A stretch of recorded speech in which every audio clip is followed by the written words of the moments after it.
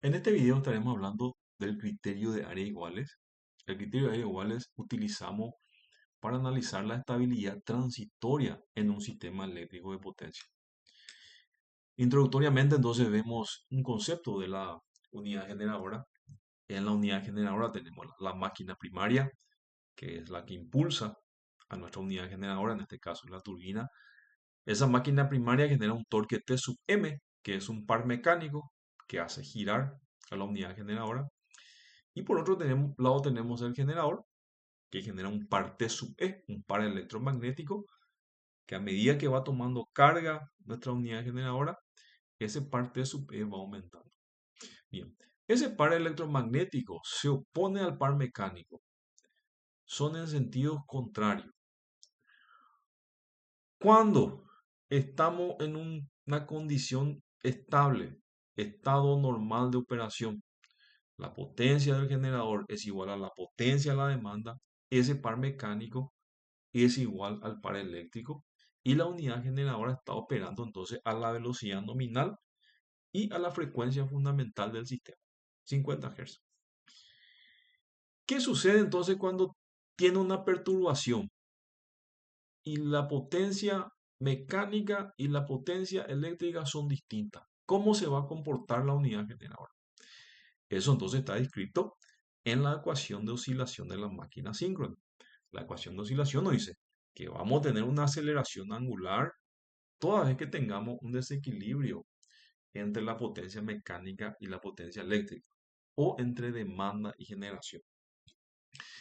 Para visualizar esto tenemos aquí un ejemplo donde tenemos un generador conectado a través de dos líneas de transmisión a una barra infinita. El sistema está operando en el punto A, que es el estado normal de operación, a frecuencia fundamental, a velocidad nominal. Tenemos aquí entonces la potencia en PU y el ángulo de carga delta. Entonces está operando ahora mismo a 0,5 PU con un ángulo delta sub 0. El punto de equilibrio entonces es el punto A. Bien, ¿qué sucede cuando recibe una perturbación este sistema? Vemos aquí entonces una perturbación donde aumentamos la potencia mecánica a 0,8 PU. Estábamos en 0,5 inicialmente, luego aumentamos a 0,8 PU.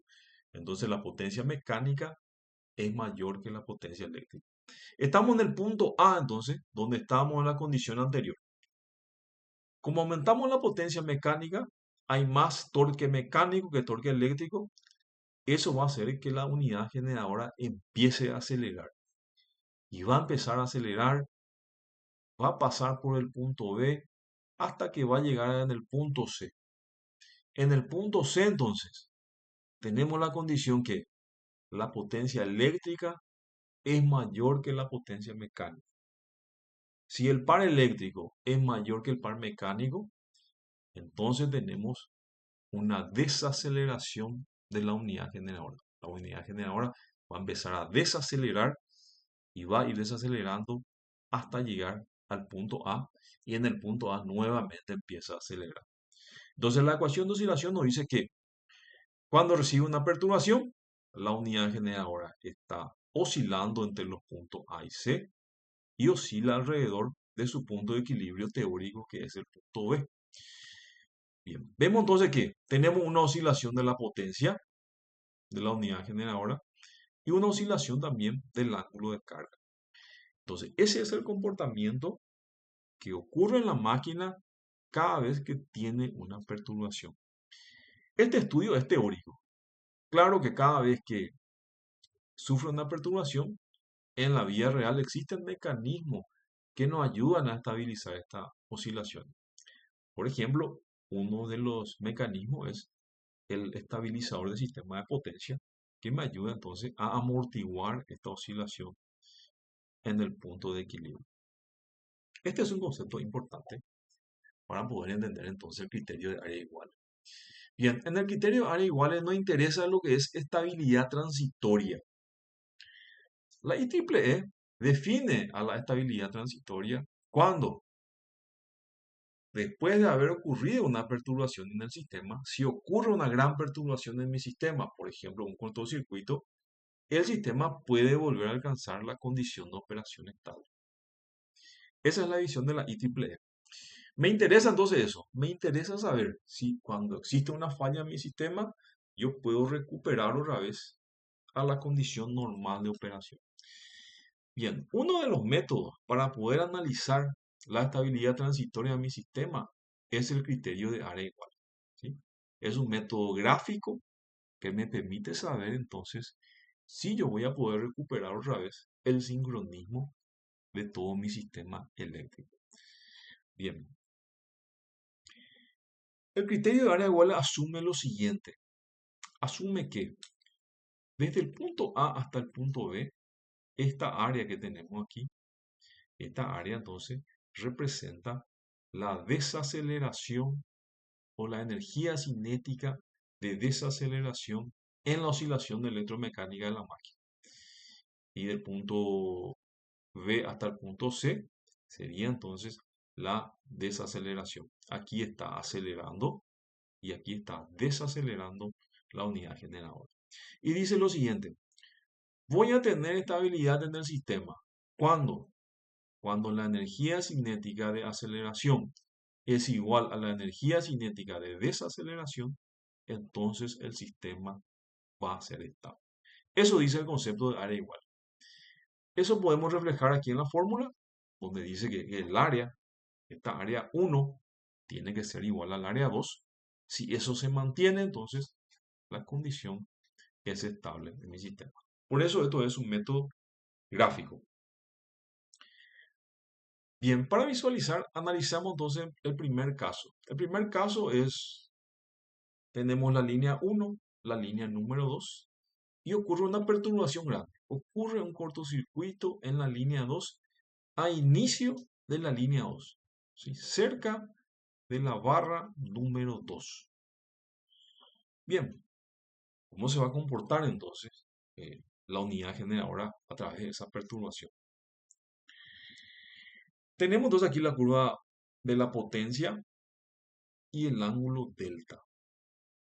Esta curva P sub E es la curva entonces de la potencia antes de la falla. ¿Por qué?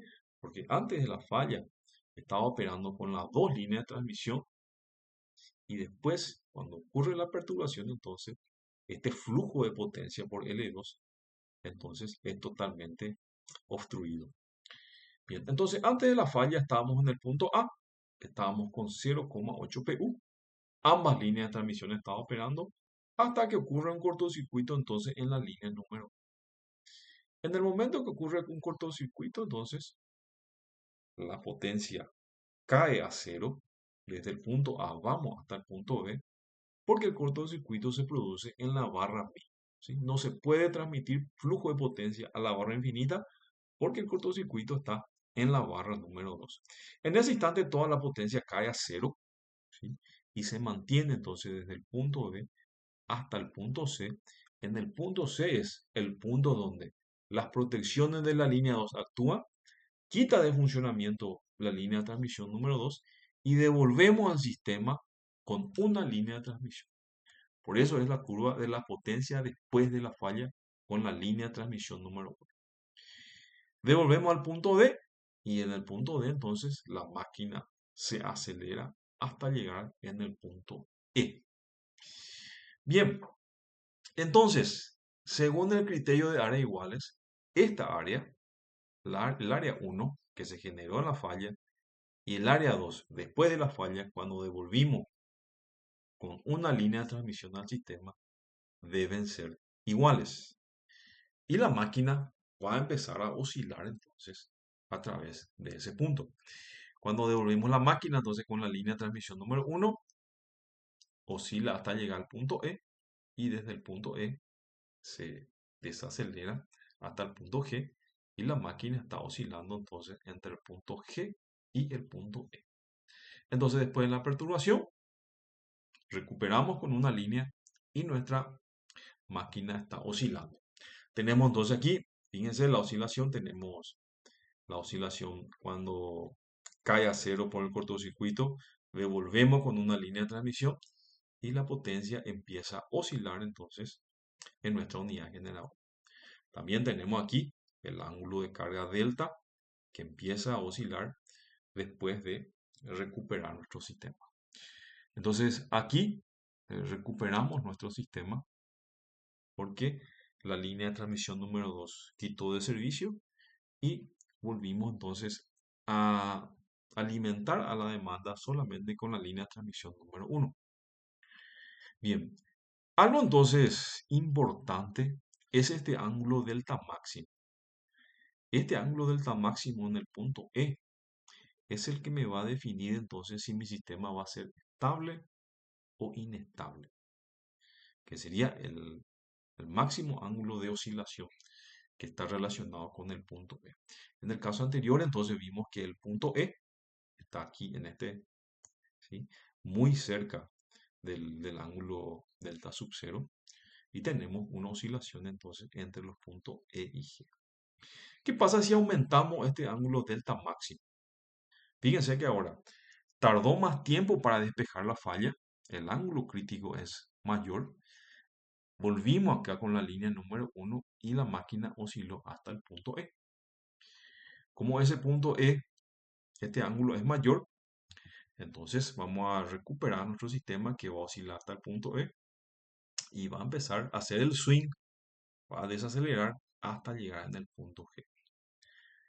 Esta ya es una condición que le llamamos críticamente estable, porque en un caso de la vida real aquí ya la unidad generadora sale de servicio, porque en el momento que empieza con una potencia negativa, ya las protecciones van a quitar de servicio la unidad generadora. ¿Ok?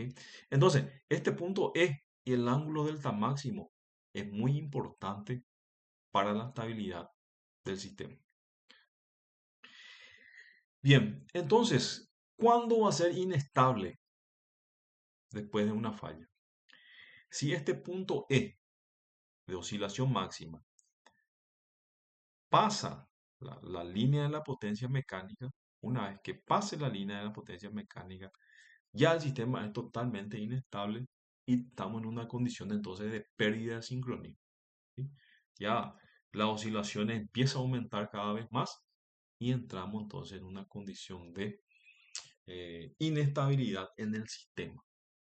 Las áreas se van a mantener iguales y la oscilación va a empezar a aumentar cada vez más.